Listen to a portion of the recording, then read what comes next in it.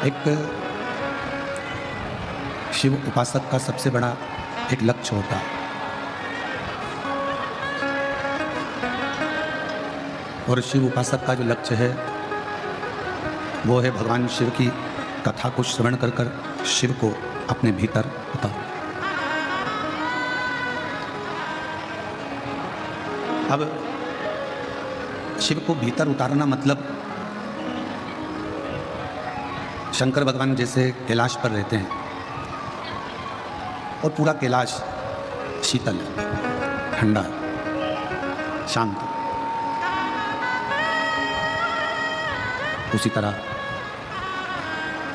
जैसे कैलाश शीतल है, ठंडा है, शांत है, तो शिव महापुराण की कथा भी ये कहती है कि जब हमारा हृदय, हमारा दिल, हमारा मन शांत रहेगा,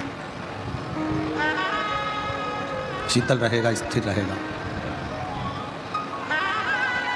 तो शिव हमारे भीतर अपने आप उतरते चल रहा है। अब प्रश्न ये उठता है कि शिव है कौन जिसको हमारे अंदर हमको उतारना है, हमारे भीतर उसको संजोना है, बिठाना है। तो कहा शिव विश्वास, जो रामचरितमानस में तुलसीदास जी ने लिखा, शंकर विश्वास रूपिणी। जिस दिन आपके भीतर ये विश्वास उत्पन्न हो जाएगा कि मुझे मंजिल तक पहुंचना है और उस मंजिल को कोई रोक नहीं सकता, फिर ये निश्चित है कि आप शिव रूपी विश्वास को प्राप्त कर कर अपनी मंजिल तक पहुंच ही जाओगे, उसे कोई रोक नहीं सकता।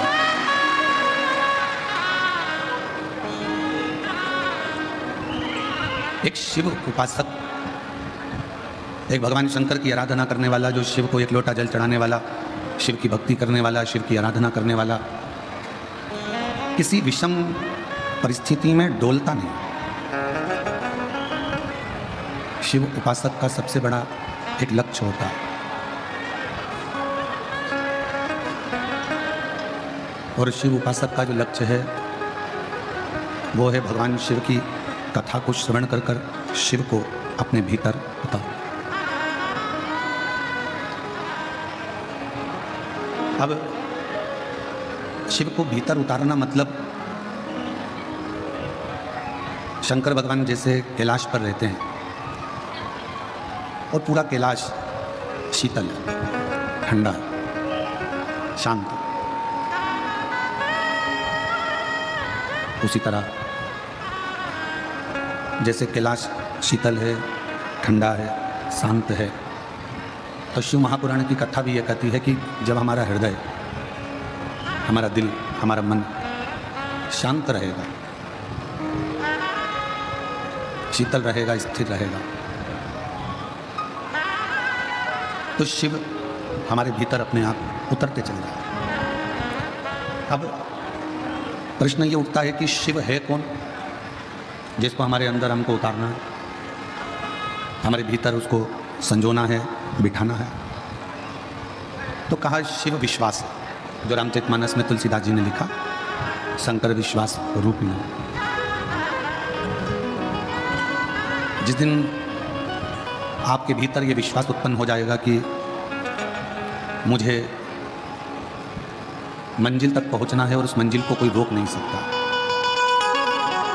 फिर ये निश्चित है कि आप शिव रूपी विश्वास को प्राप्त कर कर अपनी मंजिल तक पहुंच ही जाओगे, उसे कोई रोक नहीं सकता।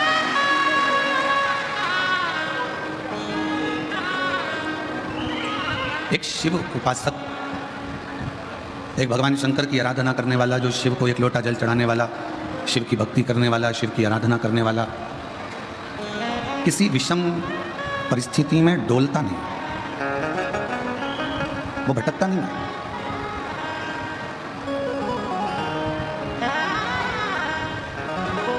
वो कहते हैं ना, जो महाकाल के पट्टे होते हैं, जो महाकाल के पट्टे होते हैं वो सब इकट्ठे होते हैं।